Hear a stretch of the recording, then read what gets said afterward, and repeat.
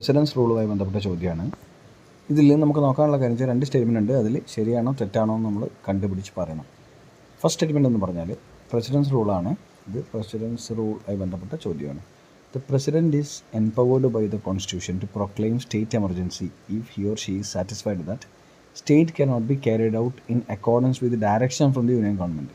Union ഗവൺമെൻറ്റിൻ്റെ, അതായത് central ഗവൺമെൻറ്റിൻ്റെ ഡയറക്ഷൻസ് പാലിക്കാതെ സ്റ്റേറ്റ് മുന്നോട്ട് പോവുകയാണെങ്കിൽ പ്രസിഡൻറ്റിന് സ്റ്റേറ്റ് എമർജൻസി പ്രൊക്ലെയിം ചെയ്യാൻ പറ്റുമോ, അല്ലെങ്കിൽ അതിന് സ്റ്റേറ്റ് എമർജൻസിക്ക് ഉത്തരവിടാൻ പറ്റുമോ എന്നാണ് സ്റ്റേറ്റ്മെൻറ്റ്. ശരിയാണോ തെറ്റാണോ ആലോചിക്കാം. രണ്ടാമത്തെ statement, president can proclaim the state emergency that requires mandatory approval of the parliament.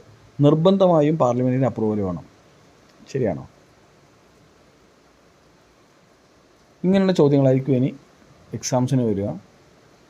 2 statement ശരിയാണ്. കാരണം എന്താ, 2 മാസത്തിനുള്ളിൽ ഒരു സ്റ്റേറ്റ് എമർജൻസി പ്രൊക്ലെയിം ചെയ്താലും എന്ത് ചെയ്യണം, മാൻഡേറ്ററിലി എന്ത് ചെയ്യണം, പാർലമെൻറ്റ് 2 ഹൗസും ഈ റെസൊല്യൂഷൻ പാസ്സാക്കണ്ടേ വേണം. ഒന്നാമത്തെ സ്റ്റേറ്റ്മെൻറ്റ്, സാധാരണഗതിയിൽ എങ്ങനെയാണ് പ്രസിഡൻസ് റൂൾ ഒരു സ്റ്റേറ്റിൽ ഉണ്ടാവുക?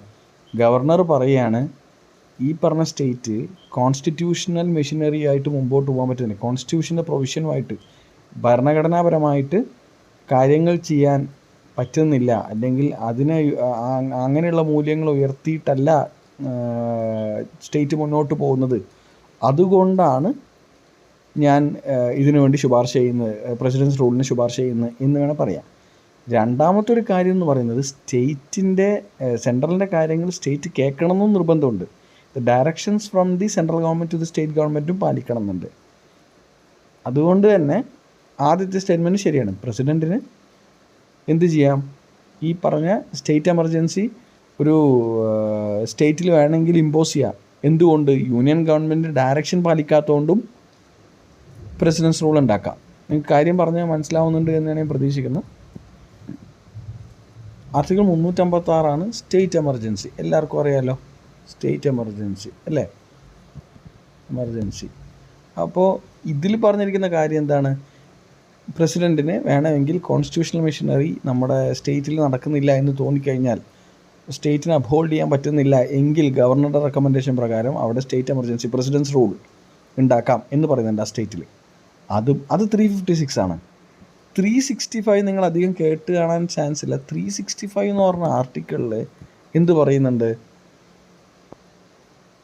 Directions from centre. അത് ഭയങ്കര ഇമ്പോർട്ടൻ്റ് ആണ് കേട്ടോ. Directions issued to states from ആരാണ്? Central government, union government. ഇതും പാലിക്കപ്പെടേണ്ടതാണ്. ഇത് പാലിച്ചില്ലെങ്കിലും എന്ത് പറ്റും, വേണമെങ്കിൽ പ്രസിഡൻസ് റൂൾ ആ സ്റ്റേറ്റിന് വേണമെങ്കിൽ ഇമ്പോസ് ചെയ്യുക അതിൻ്റെ മുകളിൽ. അപ്പോൾ നമ്മൾ പറയുന്ന 2 കാര്യങ്ങളാണ്. ഒന്ന്, directions from centre to the states, പിന്നെ 356 സ്റ്റേറ്റ് എമർജൻസി. ഇത് രണ്ടിനും ബന്ധമുണ്ട് കേട്ടോ. ഈ 2 ആർട്ടിക്കിൾസിനും ബന്ധമുണ്ട്. അതാണ് ആ ക്വസ്റ്റ്യനിൽ പറഞ്ഞിരിക്കുന്ന ചോദ്യം. മനസ്സിലായല്ലോ? സ്റ്റേറ്റ്മെൻറ്റുകൾ നമുക്ക് മനസ്സിലായി, 2ഉം ശരിയാണ്. ഓക്കെ, ഇങ്ങനെയുള്ള ചോദ്യങ്ങൾ നമ്മൾ വീണ്ടും ചെയ്യും, കാരണം കുറച്ചും കൂടി ഒരു പ്രാക്ടീസ് കിട്ടാൻ വേണ്ടി.